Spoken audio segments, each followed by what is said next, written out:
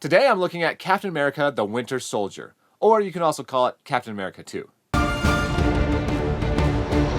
This movie is amazing. I really like this movie. I mean, I should maybe save that till the end of the review, but this movie is great.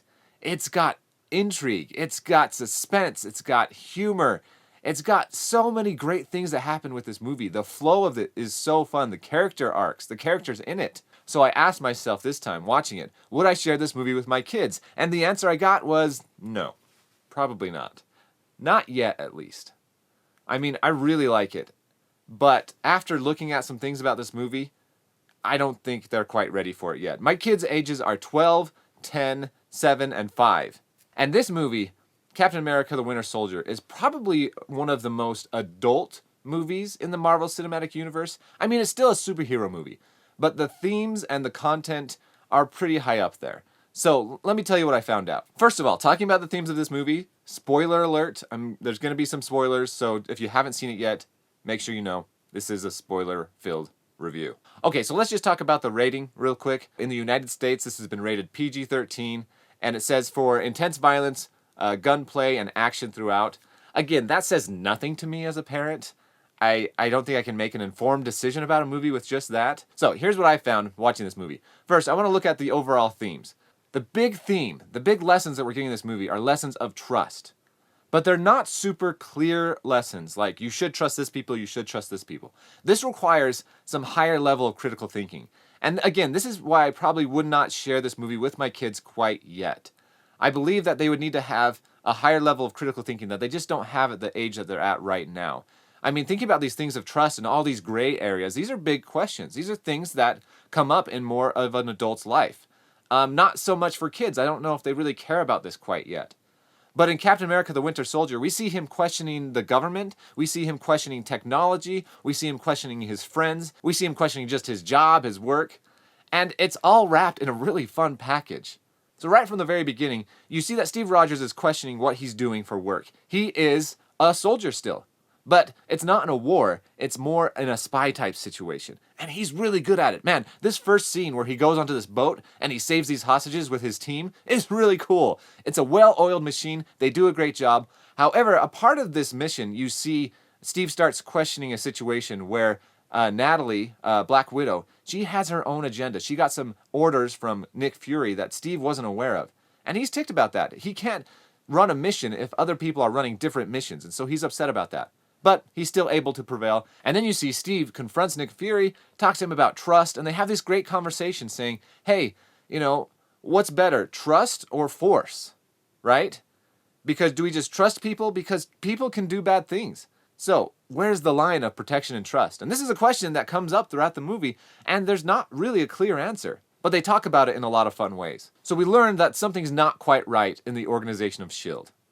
Nick Fury starts to question, actually, are they doing the right thing? I mean, he's all gung-ho for building these really big gunships that are going to fly around the Earth, and they can, you know, kill millions of people in like an hour because of how many guns they have on it, and they're all synced together. But the idea is protection. They're going to protect everybody. I mean, after the events of the Avengers with aliens, people feel like they need protection. But Steve Rogers doesn't like that. He says, this is not protection, this is fear. People are not going to be safe because they're happy, because they're trying to be good and do what's right. They're going to be safe because they're scared, and he doesn't like that. That's not right. So then you see Nick Fury starts maybe questioning, should we be doing this whole big flying ship gun situation? Steve Rogers is questioning it, and you see that things aren't quite right in the organization of S.H.I.E.L.D. because S.H.I.E.L.D. attacks them. First, they attack Nick Fury, and then they attack Steve Rogers. Nick Fury, we think, dies, and then Steve Rogers goes on the run.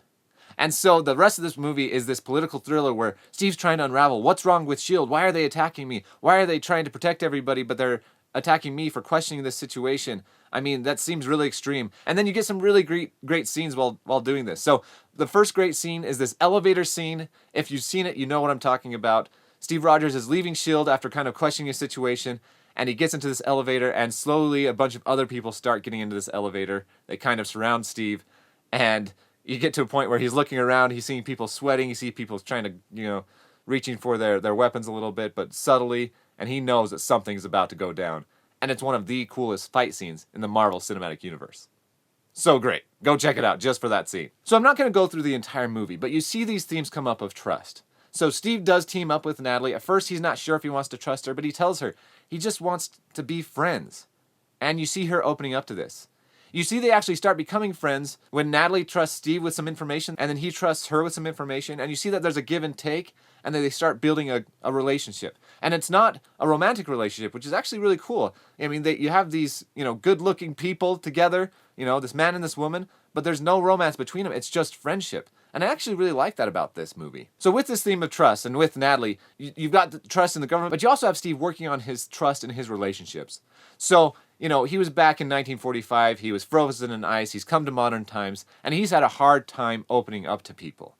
And you see that he's kind of had to break down this shell that he's had of, hey, I'm from the past, I don't know anybody, and I'm having a hard time relating with people, to, okay, I'm going to open up and I'm going to start trusting people. You see him, he starts to trust Natalie. He makes a friend in Sam Wilson. He starts trusting him.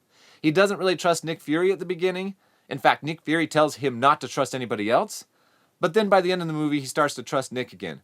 Now, there's also one other character in this movie, the Winter Soldier. It's what the movie's titled after. And that is his old buddy Bucky from Captain America 1 that we all thought died. And apparently he didn't die. He's been brainwashed by Hydra, given a mechanical arm, and he's like this super awesome assassin agent that doesn't remember Steve at all. So eventually Steve finds out that the Winter Soldier is trying to push the agenda of Hydra. Now, Hydra is the big organization from Captain America 1 that was trying to take over the world. Now we learn that Hydra has actually infiltrated S.H.I.E.L.D. and is kind of running everything of S.H.I.E.L.D. in the background. And so half of S.H.I.E.L.D., basically, we think, is Hydra members, are evil. And half are good people trying to do what's right. And it's this whole big gray area of who's good and who's bad. So overall, we get from this movie a breaking down of what you know. I mean, Steve thinks S.H.I.E.L.D. was good. It wasn't good. It was Hydra kind of in the background. It wasn't completely Hydra, but it's so ingrained that they have to just break down S.H.I.E.L.D. And so by the end, Steve Rogers decides we have to destroy S.H.I.E.L.D. And so they go back. It's Steve, it's Natalie. Nick Fury, we find out, actually didn't die. He's still alive. And they all go back and they fight to destroy S.H.I.E.L.D. and bring down the big, huge air gunships that they've made and try and destroy the situation that they were fighting for. And you see that there's some really hard moments with this. I mean, Natalie, the Black Widow, she went from being a bad guy assassin, kind of like the Winter Soldier, to then start working for S.H.I.E.L.D. And she thought she was doing what's right with that decision, and she finds out that that maybe wasn't the right decision. And you see her dealing with that. You see Steve dealing with the fact that he used to be a soldier that followed orders and then turning around and saying, no, I'm a leader who's going to do what's right. Even if it's against what other people are saying, I'm going to do what I think is right, even if it's going to rock the boat, if it's going to be a tough situation. Okay, so those are the big lessons I see in this movie. It's trust, it's breaking down what's not working, and then working really hard to build up what is working. That happens with Steve and his relationships. That happens with their organization that they work for. And that's pretty much what happens in the movie. I'm not going to do a synopsis of the entire movie, but that's pretty much what happens. And it's just done in a really fun way, and I love it, and it's my favorite Marvel Cinematic Universe movie. But these concepts and these lessons are, I think, a little more high level. Now, that's not the whole story. There's also the content of this movie. Just talking about the content that is usually talked about, like on IMDb, I don't really, there's little language, and the language that you do hear, the swear words, are in these action scenes, like, you barely notice them.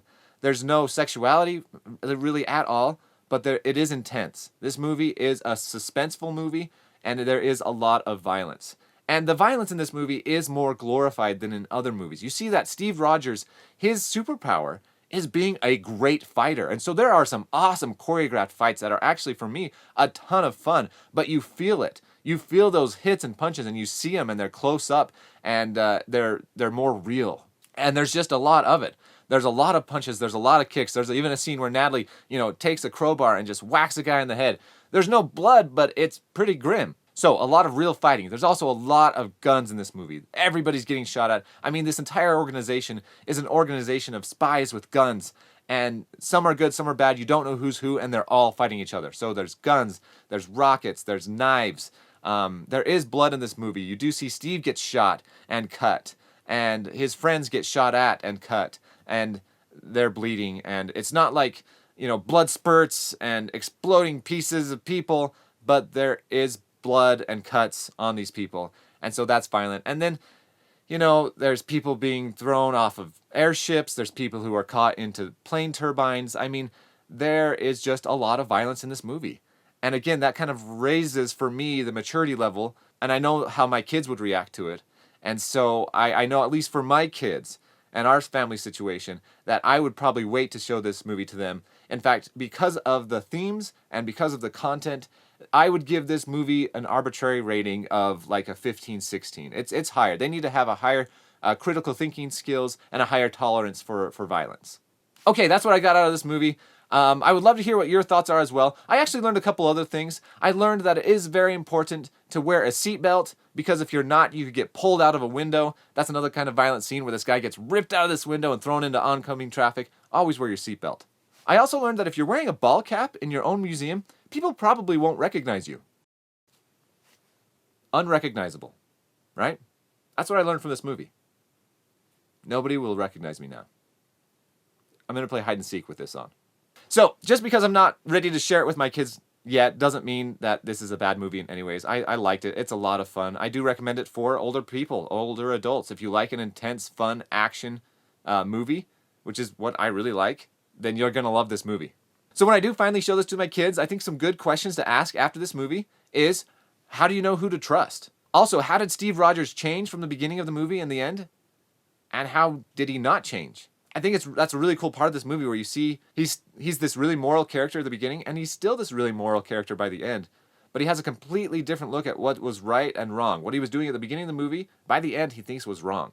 So, some interesting discussion there. Okay, that's it. I'd love to hear what you learned from this movie, so put that in the comments below.